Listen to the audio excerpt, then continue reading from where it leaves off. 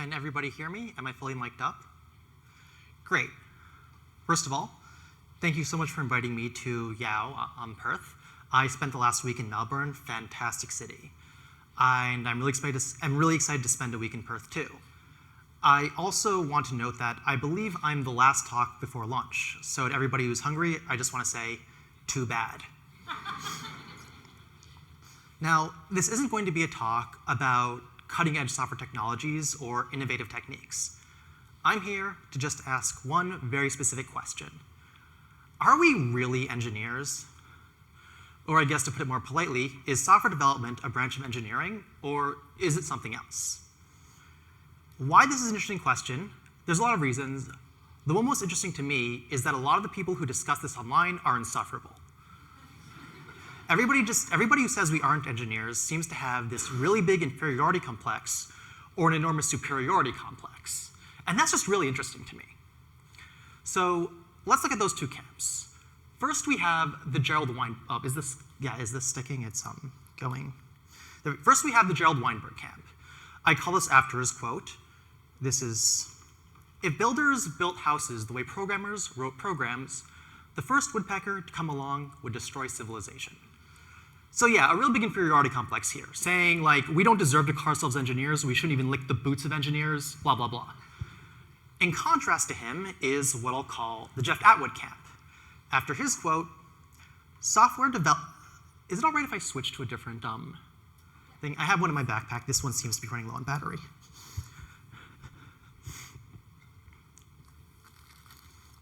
Did I already pack it away? Seem to have already packed.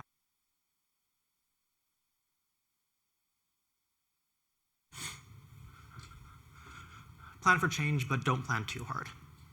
So Jeff Atwood camp, after his quote, software development is only like bridge building. If we're building a bridge on the planet Jupiter out of newly invented materials using construction equipment that didn't exist 5 years ago. So very big superiority complex here. He's saying that they don't deserve to lick our boots. Now, I tended to be more in the Gerald Weinberg camp with inferiority complex. That's because my professional job is doing this thing called formal methods. I teach companies how to mathematically prove their software correct. Basically, teaching them that instead of writing code like this, they should write code like this. And like everybody else in this camp, I didn't really believe that software engineering really deserved the title. If it did, we'd be spending a lot more money on formal methods, spending a lot more money giving it to me. But one thing really made me question this position, and it was somebody else in the inferiority complex camp. I censored their name, but I'll show you their tweet. Contrast software development to a building or a bridge, which would not suffer if its creators left. Others could figure out from plans and inspection and take stewardship. Not so in software. He's saying we're not engineering because engineers, you could take a bridge building project, ship everybody off to Texas, bring in an entirely new team of people, and they could resume right where the old team left off. And I looked at this and thought, well, this doesn't seem that quite right. I imagine that there's probably a lot more complexity going on here, but I wouldn't know. I've never built a bridge. I've never built a bridge. Has Gerald Weinberg ever built a bridge? Has Jeff Atwood ever built a bridge? Maybe we're all thinking about what building a bridge is like based on our own misconceptions. Misconceptions that come from watching the media. And we all know what the media says about software development, right? It thinks it looks like this.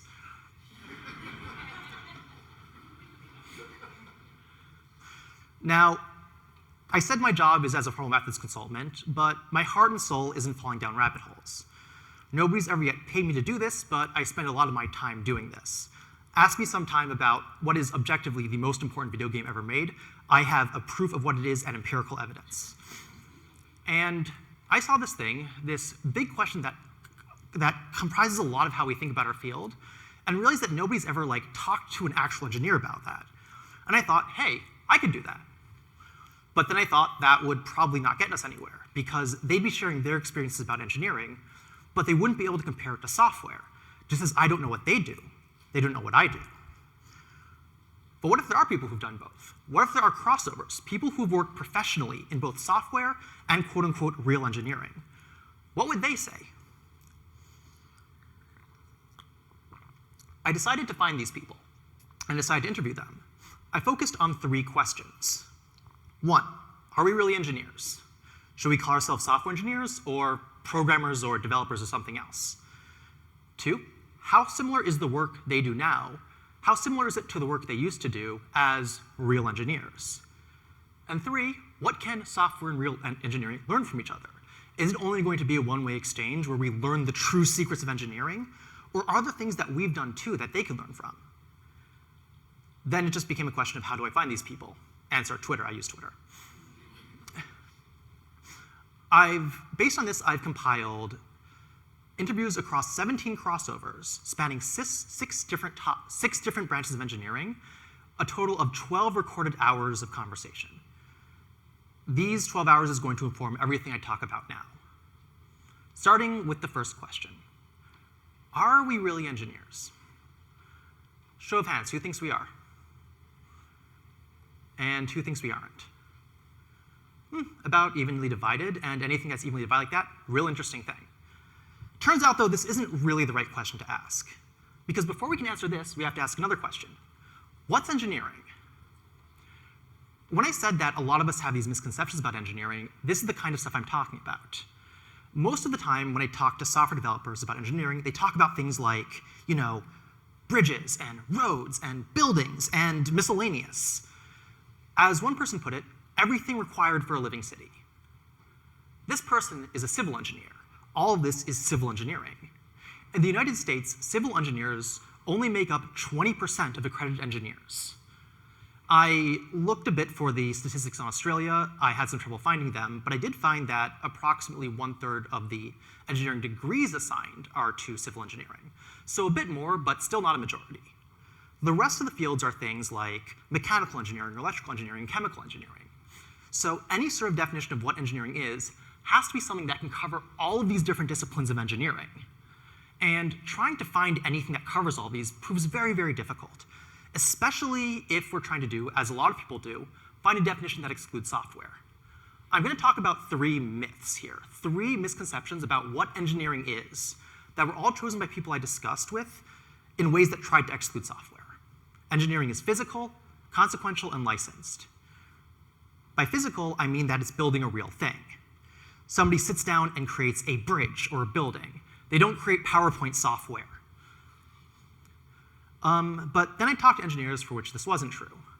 One person, a guy who now works on the CPython compiler, interpreter, used to work as what he calls a systems engineer. When I asked him what that looked like, he gave me an example of one of his last projects before he switched. He was working for Boeing, trying to integrate multiple systems. They had a radio tower, and this radio tower was communicating with an airplane's radio system. These were different teams at different companies, creating their own protocols without knowing about each other. His job was to be the go-between, making sure that each one did things with their interfaces and their implementations that didn't break somebody else's assumptions, like one person broadcasting on a channel the other person couldn't receive from. In some cases, he could just talk to them and make sure they developed things. In other cases, they had already built their system and he had to convince them to just undo all their work and redo it. So not so much engineering as persuasion, as marketing. To make matters extra fun, the intermediate antenna array that was being used to intermediate these communications was already in the process of being built. Before either of these teams started, the materials that they had to work with was already under construction. So 3 different systems, all talking to each other, him as the go-between between them. And you could argue that this is still physical things, we're still talking about buildings and planes and stuff, but by the same argument, all of software engineering is physical because it's running on a laptop. So yeah, this is an example of how engineering doesn't necessarily need to be physical. Incidentally, he recommended me this book called The Handbook of Industrial Engineering. I bought it, I read it, very enlightening. I did not bring it because there's no way I'm checking into my luggage a book that weighs 3 kilograms. Yes. Instead, I'm just going to copy out 2 of the fundamental principles of industrial engineering that I read. Principle number 1, the uniqueness principle. Each project should be regarded as different from previous, seemingly similar projects. Principle number 2, the people design principle. Stakeholders must have a role in finding and implementing the solution. Do these principles remind you all of anything? So we can see that engineering isn't necessarily physical. Let's talk about consequentiality. The idea that if Facebook goes down for a day, everybody's just like, oh great, now I have to go outside. But if a building collapses, then people die. This is often used to sort of denigrate software as not being real. But there's two problems with this. Problem number one, a lot of software is actually highly consequential. Back in 2014, a preventable coding error knocked out emergency services for millions of people on the western seacoast of America. According to an accident investigation, an integer overflow bug prevented over 6,000 calls from reaching emergency services. Fortunately, nobody we know died, but this is an example of how software can be very, very important to people's lives. Of course, that could be the exception, and the majority isn't important.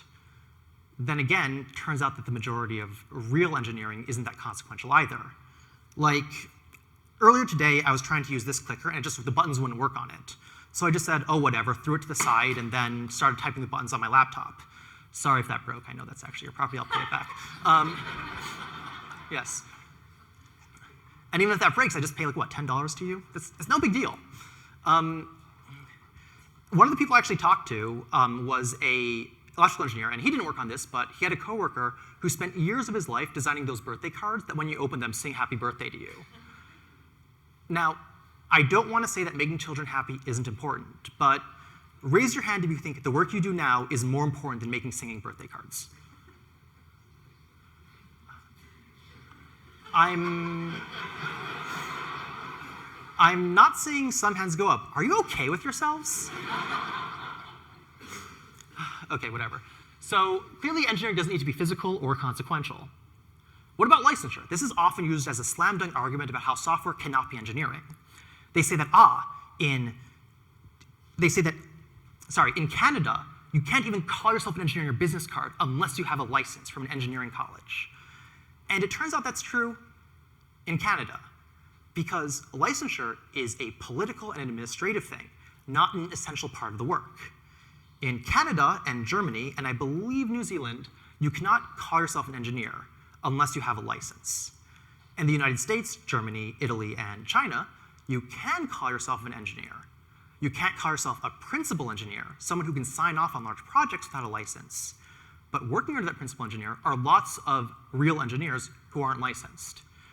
Then there's places like the UK, where you don't even need that. You can call yourself a principal or senior engineer without any license at all. Then you got places like Australia, where it depends on the territory. In some, you do need licenses, in other ones you don't, and there's apparently an interstate reciprocity thing, which I have no idea how that works. Given you could just go into a state where you don't have a license and say you do, I don't know. But still, what I'm trying to point out here is that licensure isn't an essential part of what it means to be an engineer. It's a thing we construct on top of engineering.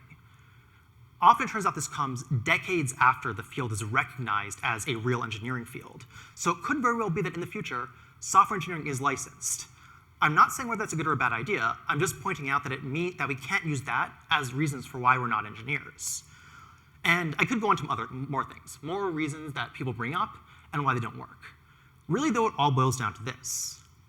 Any definition I could find for engineering that's just a simple one-word, one-quality thing either definitely includes things that we all agree are not engineering, or definitely excludes things that we think are engineering, in this case, chemical. So after a lot of discussion with a lot of people, there's only one thing I came to determine whether or not a field was considered engineering or not.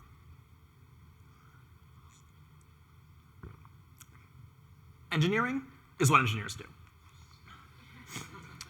This sounds like a joke, but it's not. We as a society collectively recognize a lot of people as definitely engineers. And if those engineers agree a field is engineering, then it's engineering. That's how chemical engineering actually became a thing. That's how biomedical engineering will soon become recognized as a real branch of engineering. As for software, I decided to just ask people. Find the 17 crossovers, once again, after deciding this, go back to each one and ask them, so, are we engineers or not? Of the 17, 15 said yes, 2 said no. So congratulations, everybody, we're engineers. I will admit, this is not what I expected at all going in. Remember, I was in the Gerald Weinberg camp. I was with the one with the inferiority complex. I thought that they'd all say that no, the work they do now looked nothing like engineering, and we shouldn't even call ourselves engineers. We shouldn't even use a title that rhymes with engineer. But no, most of them agreed that the work they do now as software developers, software engineers, was like their old job as real, or maybe I should just instead say traditional or classical engineers. Of course, there is some nuance to this. In most fields, we have a distinction between engineering and tradecraft. I believe in Australia it's called tradies. Is that true? Tradies? So you'd have, say, one electrical engineer, and then you'd have 10 electricians. The work the electricians do is not any less important than the work electrical engineers do, but it's qualitatively different. So a lot of people said that it is true that a lot of software engineering is engineering. But there's also a category of tradecraft, something else. Maybe it's programmer, maybe it's software developer. None of the words we have seem to quite match this group. And a lot of the people who do software development are not engineers, but this other thing. And I do agree that's true. But I've also noticed that these two categories are a lot closer in software than they are in any other category. Lots of people in the second category can teach themselves to be software engineers. Just as many of the engineers I talk to self-taught themselves software engineering. Why this is I think, due to some really fundamental differences between software and the other fields that I'll discuss at the very end of this talk. For now, though, I want to point out one approach to defining this other category, and that is software craftsmanship, after the book Software Craftsmanship, Pete McBreen. As he puts it, today's software development projects are often based on the traditional software engineering model. Projects that use this antiquated industrial model tend to take longer, promise more, and deliver less. He also says that, in contrast to software engineering, software development is all about the unknown. The software engineering metaphor fails because we understand production, a mechanical task, much better than we understand design, an intellectual task. In other words, engineering is this routine, boring, creativeless, lifeless thing. And software development, software craftsmanship, is this invigorating, full of life concept. And that's why, more than anything else, I got into answering this question. Because if we are engineers, there's a lot we can learn from engineering, ways we can advance our field, ways we can advance their field, by understanding the similarities and differences. And if we just write it all off as this joyless, pointless task, we can't do that. We lose access to all this insight. We lose access to all this communication and conversation between very large, very established fields that could teach us a lot, just as we can teach them a lot. And as I pointed out before, just as many of the people here have never built a bridge, neither has Pete McBreen. And that brings me to question 2. How is software different from traditional engineering? Are we special? We have this idea that software is this unique, totally different field. After all, as the joke goes, nobody who builds a bridge has to move it after it's built, right? I'm going to summarize the difference. There's a lot of differences. For the purpose of this talk, I'm going to oversimplify it into 3 things. Software is agile, traditional is waterfall. Software is unpredictable, traditional is predictable. Software is informal, traditional is formal. So starting with number 1, software being agile. This is often given as the fundamental difference between software and other fields. We have agility while they use waterfall. Waterfall, according to the national myth we have, is this process where we go from planning to design to building to testing and deploying in a very strict routine fashion, doing each phase in totality before moving on to the next phase. Someone here is going to say that's not actually what Riston Roy said in Waterfall. I'm not giving you the exact details of the paper. I'm giving you the myth we have as software engineers. Anyway, we used this for a while, got it from traditional engineering, decided it sucked, invented Agile, threw this all into a bin. We now are in a golden age. Everything's great. Again, I'm not going to argue about the details of Waterfall versus Agile. I'm here to just ask one question.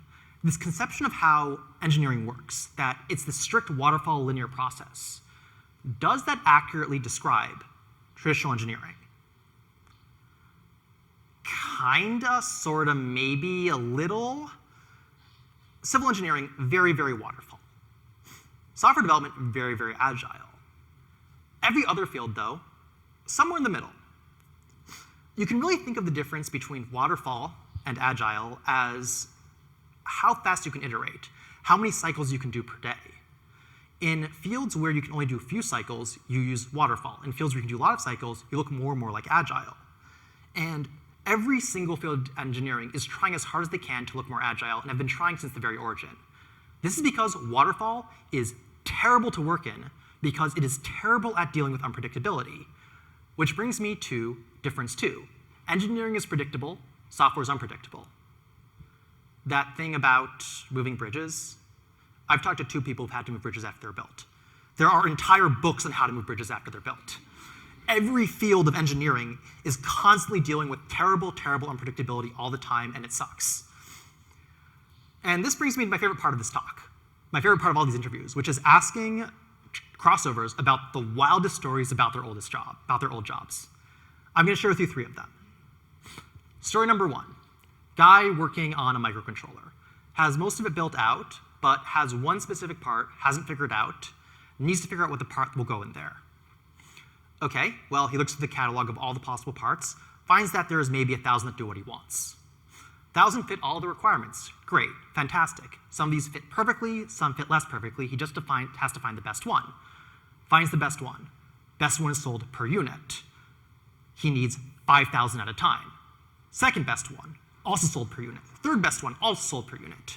Of the 1,000 ones he looked at, only 250 could be bought in bulk and the levels they needed. Okay, well, some of these still kind of worked, some of them didn't work so well. Problem number 2, of these 250, most of them could not be supplied on appropriate timeframes. There were suppliers, but they said, yeah, we can get it to you in like 2 years if you really need it by then. It costs extra. Of these 250, 8 could be delivered on time. Of these 8, most of them did not fit very well. So he told me he found the one he had the most experience with and redesigned the entire circuit around this one kind of okay part. Completely unrelated rant here, not related to anything I just said. There are 7 different ways to embed an animatable SVG in an HTML page, and all of them have radically different trade-offs on how you can actually animate the damn SVG. No relation at all to this, nothing at all. Okay, story number 2. Person who works on offshore oil rig, or as you might say, petrol. I'm going to say oil, because I'm right. Fahrenheit forever. So what he did was he worked on testing their vibrations, how much the oil rigs vibrated as they worked, because this is really important to figure out whether people can safely sleep on the oil rig. Note this thing is like, I don't know, 30 meters, 10 meters tall. Very big things. To sort of work on his project, he had to install a piece of equipment. This piece of equipment was about 6 centimeters too tall for the floors. So they tried to make this equipment shorter, could not do that. After a while, they decided only one way to solve this. Saw out a chunk of the floor, put the thing in, then put on a new floor and put a warning sign on it.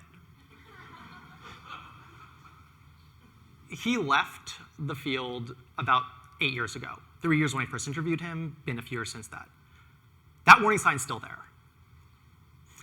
Like other fields, traditional engineering, just like software, has its kludges and technical debt. Unlike software, can't really remove that technical debt. It's going to be there forever. Okay, last story. People working in a mine. They were trying to excavate a large amount of peat moss on the ground. Very marshy terrain you can't really build on. So what they do is they basically excavate all this peat moss, then ship it off to an offsite facility to just store it. This giant, giant mound of wet, mushy dirt. Did this for a few weeks, and then suddenly, one day, just all the trucks came back. Turns out their company lost access to that site, forgot to pay their bills, and now could not store anything there anymore. Only place to now store this giant mound of wet, mushy dirt, middle of the camp. Had to tear down the entire camp and rebuild their perfectly ordered camp just to put a giant pile of rocks in the center. So, things get very unpredictable when you do anything. And that's why a lot of fields try their hardest to make themselves more agile, and have been trying since the dawn of time to be faster iterating. This mining engineer told me about these techniques called the new Austrian tunneling method, developed in, I believe, the 1940s, so new.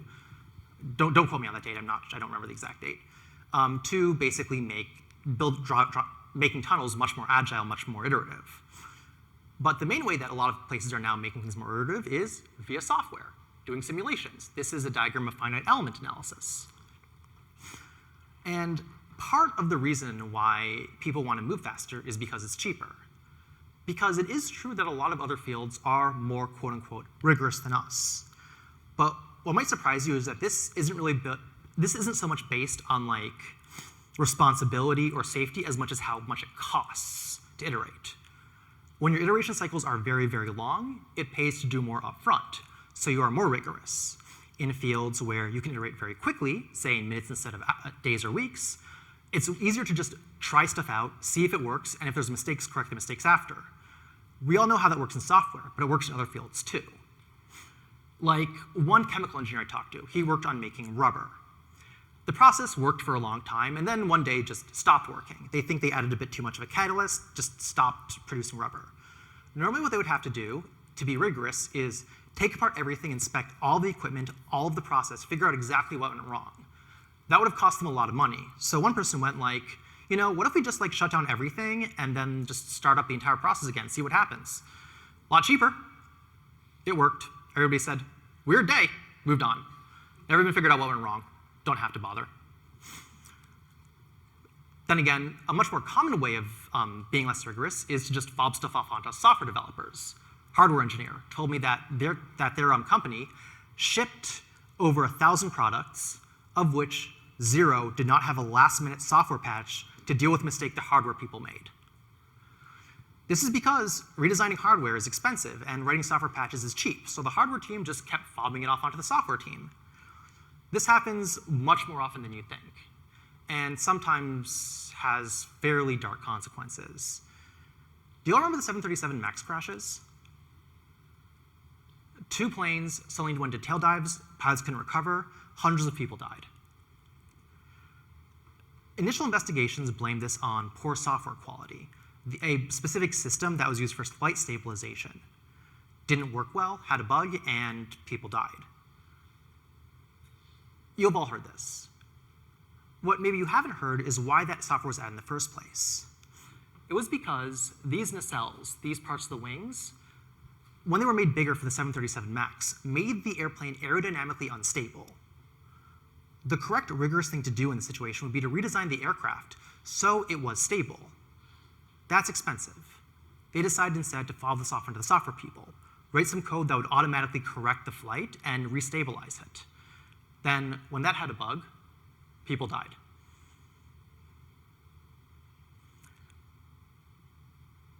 So, I guess what I'm saying here is that this assumption that these are the differences between software and traditional don't really hold up when you think about it.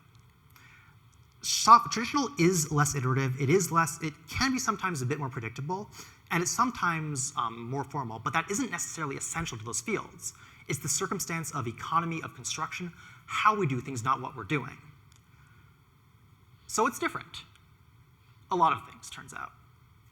We've already discussed velocity. We can move a lot faster.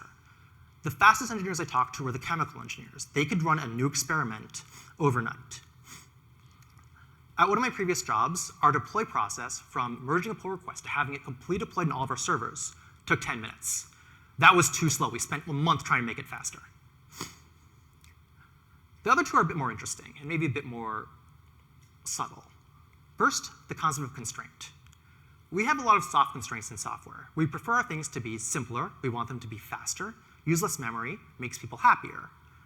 We don't have the same kind of hard constraints where you have a specific mechanical limit, a certain amount of power output, a certain dimensionality of how wide something can be, a certain amount of space or mass taken up, that if you go over this, even by a single gram, a single microsecond, product's useless.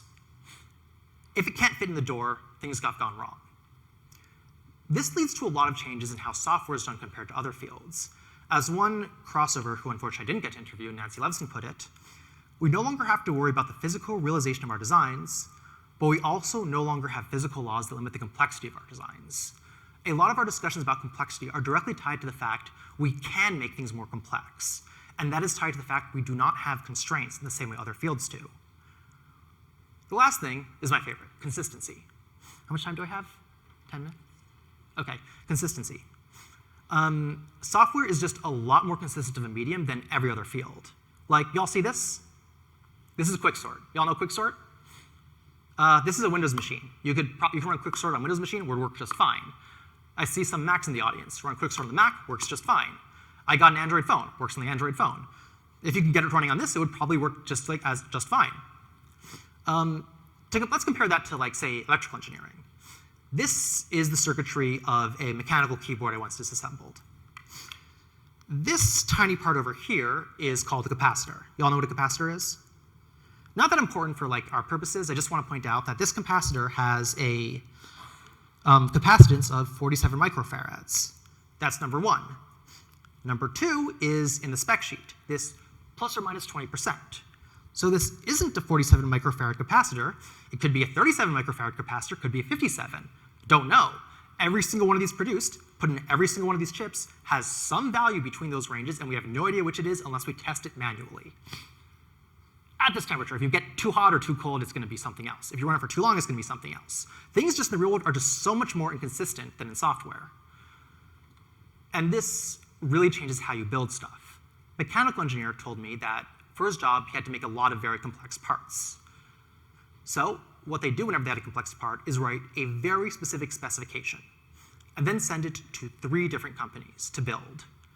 And even though they wrote an incredibly exact specification, there'd still be some nuance, some amount of uncertainty that the 3 parts that came back would all be wildly different. Then they'd have to pick whichever one was good enough, that just enough fit their requirements, and then just go with that company to make more parts.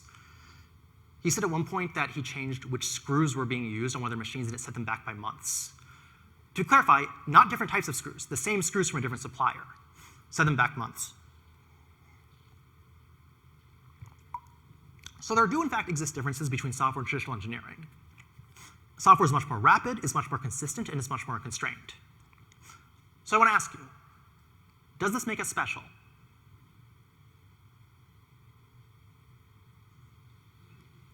Software is very different from mechanical and chemical and civil and electrical. That's true. It's also true that mechanical is very different from electrical and civil and software and chemical. Just as it's true that civil is different from mechanical, and electrical, and software and chemical is different from electrical, mechanical, civil, and software. All these fields have their own unique difficulties, their own unique challenges that make them different. But what makes us all engineering is that we share much more in common than we share apart. And this, I believe, is a good thing, because it means we can learn new ideas from them, just as they can learn new ideas from us. For the final part of my interviews, I asked the crossovers what we can teach each other. And the main thing I discovered is that when you put people on the spot, they come up with terrible answers. So the answers I got for what we can learn from other fields ultimately weren't too satisfying to me. Not because I don't believe those answers don't exist, but because I was not the best interviewer. 2 of the things might seem pretty obvious. More upfront time planning, not going full waterfall, just maybe a little bit less agile, and more responsibility to the customers, spending more time with the customer, spending more time talking to them, spending more time seeing how they use our products. So I guess a little bit more agile. The last thing, though, is a bit more interesting. Does everybody know what this is? The thing that keeps the batteries in this clicker. Does everybody know the technical term for this?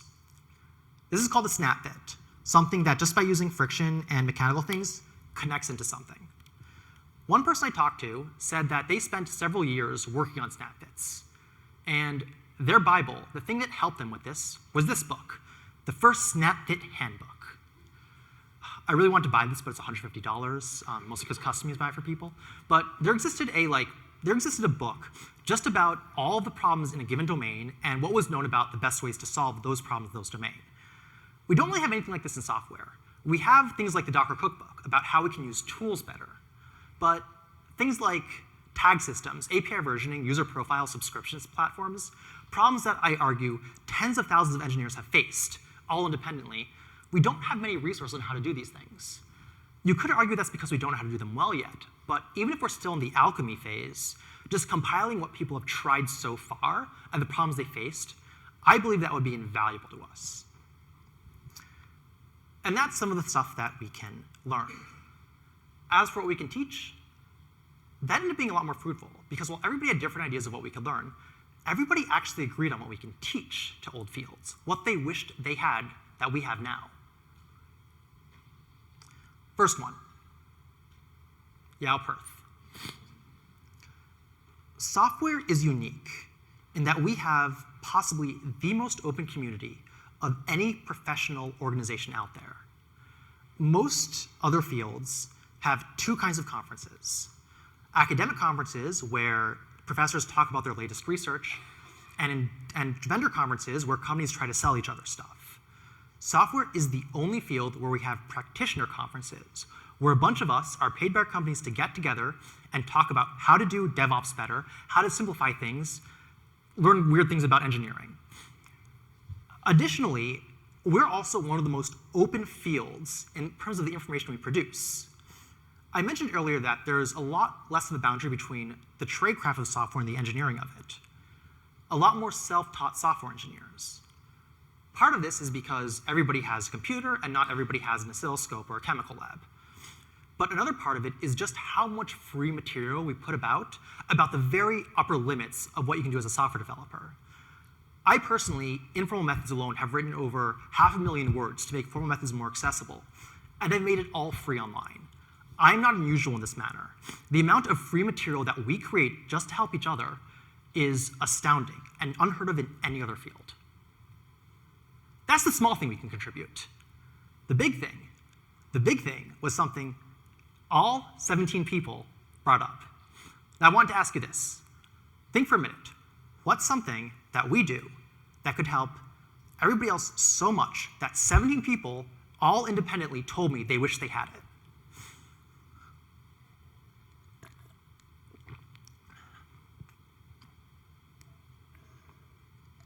How much time? You know what's for lunch? You know what's for lunch? Okay. Anybody? You know what's for lunch? This is kind of neat. Any ideas? So, change management does exist in other fields. Like, you've all used like Microsoft Word or Google Docs. You can see how they can store multiple versions. But the kind of power that we have with something like Git is unheard of in any other field. The ability to just take the entirety of your project, see who added what when, do a bisect to find the exact commit which added a bug. Nobody else has anything like that. Do all of you know about Pickaxe, Google Pickaxe, Git Pickaxe? It's a flag in Git where you can just search for the exact commits where a line was added or removed. That's a single flag in Git. Every single person said they wish they had version control at the level we do and the tooling around it. And it is astounding to me that we've created a tool so powerful that anybody who enters software engineering from any other field says, this is the thing I want. Personally, I believe that if we could make version control a bit more accessible to like normal people who aren't like tech wizards, we could probably just kick all of humanity like 10 years into the future, overnight. So, conclusion. We're engineers. We're not special, and there is quite a lot we can both teach and learn from other fields. Now, if you found this interesting, a couple resources to learn more.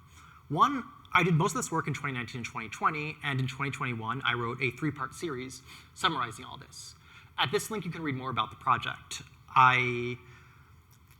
It's a lot of the same material, just in words instead of voice, but it uses a lot of new examples, like why Norwegian oil companies buy more hazelnut shells than any other industry in Norway. And then finally, this isn't up yet, but I'm going to create a page for this talk where I include just a video, the slides, and all of the resources, everything I've mentioned, all the quotes I've made.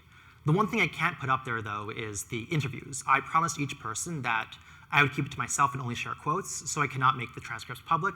I'm really sorry about that. If you do want the transcripts, though, I'll just end with this. I learned so much about other fields and also about software just by going up to people and talking to them. And it was really easy. I asked people what they wanted to talk, and they did.